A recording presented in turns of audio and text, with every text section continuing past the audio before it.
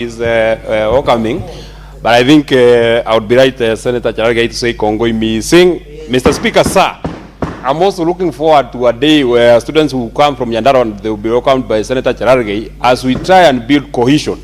Because they see Senator Cherargei quite often. They see him, his palatial home in Mosorio. I have visited it, and it's not very far from Doret, Mr. Speaker.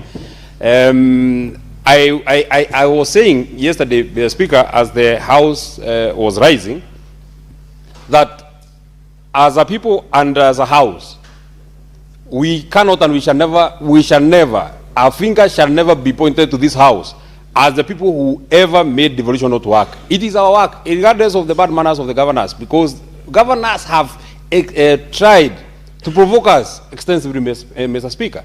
But it shall not be us. This baby of devolution shall never die at the hands of the Senate. And this has been very consistent in terms of what we have been doing. Number one, Mr. Speaker, in terms of trying to push for as much money to go to our counties, Mr. Speaker, we are always in the front line.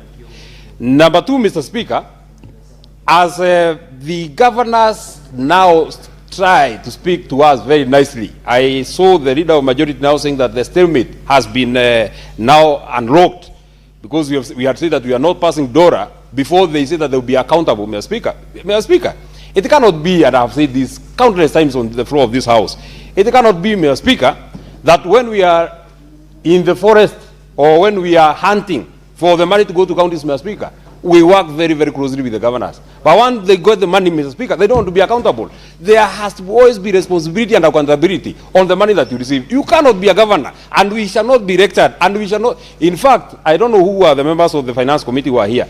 The governors who are in the list of 29, they should not appear to represent the COG when COG is speaking about the money they want. I have seen that they had proposed to get 534 billion, Mr. Speaker. We have said at the Senate, to be reasonable, we want to push 454 billion, Mr. Speaker. But those governors who have refused to appear before the Public Accounts Committee, who have refused to appear before the Public Investment Committee, those ones shall not be part, and we shall not fight with them. We shall not fight from the same direction, Mr. Speaker.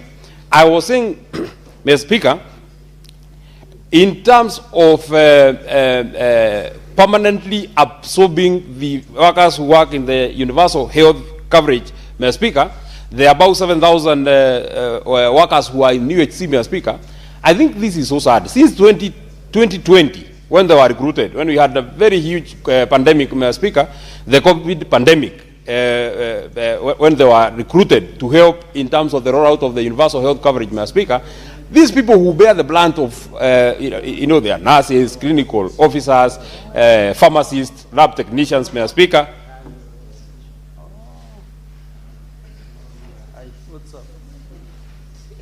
I know the senator for Meru wants his arrival to be recognized. We have recognized that you are here. Welcome, Vice Chairman of the Jury Check from Meru, and a very good friend of Murega Baichu. Mr. Speaker, sir, I was saying that as their contracts expire in April and September of 2026, Mr. Speaker, we must try and ensure that this money, 8.9 billion, we must try and ensure that this agenda of the UHC workers, Mr. Speaker, is addressed once and for all. We can't speak about it every year.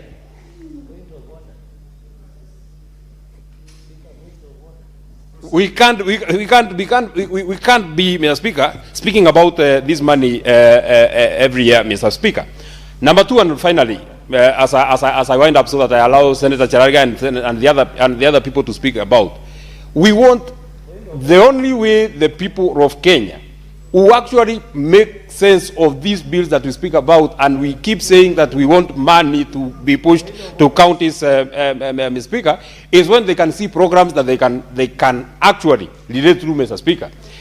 If you read, and I said it, Mr. Speaker, if you read it in Schedule 4 of the, I'm really being disturbed by Senator Cherargei, Speaker. You must address...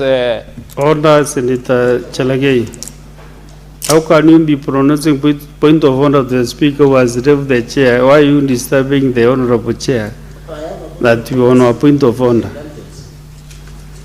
What is your point of order? I hope my time has been frozen. I am sure I have like 9 minutes.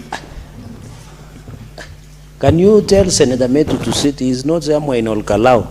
Mr. Speaker, I like understanding order 105, responsibility and statement of FACAN 110. Mr. Speaker, did you hear the last comment when he was welcoming you warmly, saying you are related to Baite? Mr. Speaker, you know it can send a wrong signal, because the Baite media group we know and other people might misinterpret. And you know, Speaker, what we speak here, Kenyans carry with weight. Can he either substantiate or withdraw?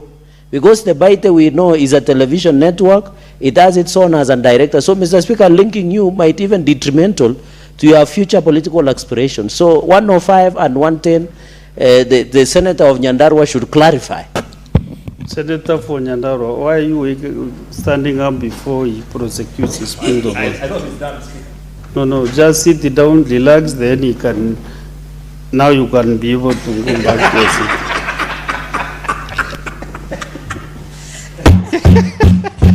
Mr. Speaker, you are not exercising, well, I comply, and I don't want to even waste time responding to what Senator Cherargei has said. I always hope that people can follow and listen. You must, you know, he has a point of order that you must prosecute. I'm speaking to it, Mr. Speaker. You know, if he had listened, you know, you can't speak and listen at the same time. I think he was speaking when I was speaking. I never mentioned Baite. You are my witness that I never mentioned Baite. Even if you ask for the Hansard of this House of my contribution, Mr. Speaker, I don't know. I don't know when I will contribute. I didn't. You are sure that I didn't mention Baite? I don't know where he's getting that from. Maybe there are ghosts that are in the head of Senator Cherargei. Why don't you just allow me to contribute, Senator Cherargei? Point of order, Speaker. Point of order, Mr. Speaker, sir.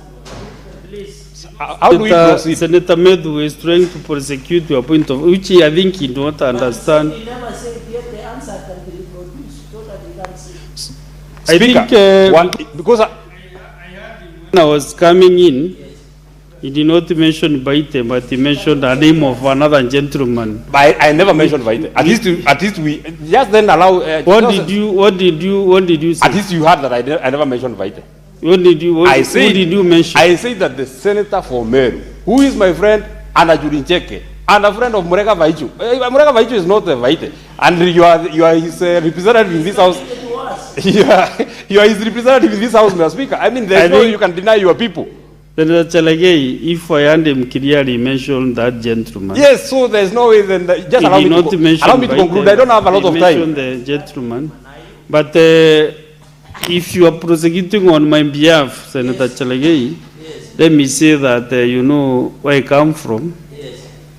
The old men say that you know arrows that are sent to the legs are less dangerous, but an arrow just shot on your heart is very dangerous and can kill you.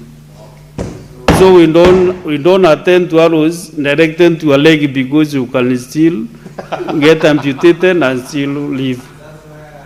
So the arrow directed by Senator Methu was directed to the leg and not to the heart. So proceed, Senator. You know, Mr. Speaker, you exude extreme wisdom. And as you grow, I mean, this is not the wisdom that I was seeing you in the first year. You are becoming, I think there is something in that white hair that they are wearing. And I think there is even something more inside that kofia that you wear, Mr. Speaker. Because that is a lot of wisdom. I'll use that wisdom in the next meeting that we will go out, Mr. Speaker. But please allow me to wind up my thoughts on this division of revenue. Even as we speak about the 454 billion that we want to send to counties, one thing that we must also insist is that this money must go also on time. It is not a privilege that the national government does to the county government to send money.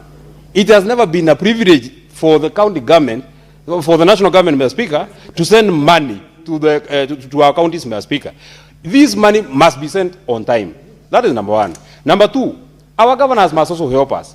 You remember the way we were foaming in the mouth here when we were passing the formula of sharing revenue, Mr. Speaker, among us the counties, Mr. Speaker. You remember the case that we made